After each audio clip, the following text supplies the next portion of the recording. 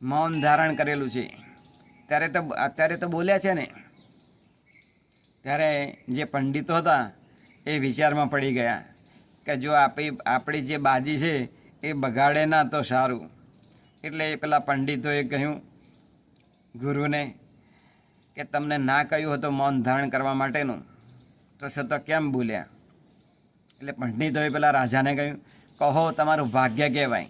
આમ તો ગુરુ અમારા કોઈ દિવસ બોલતા નથી, પરંતુ એ ખૂબ આનંદની અંદર આવી ગયા હશે એટલે બોલી નાખ્યું હશે. એટલે રાજાએ પૂછ્યું, હા પણ એ બોલ્યા છે તેમનો અર્થ શું થાય?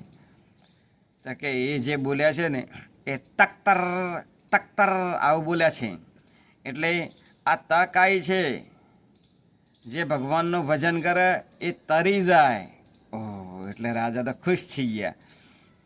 બોલે એમ? તો કે હા, તખ્તર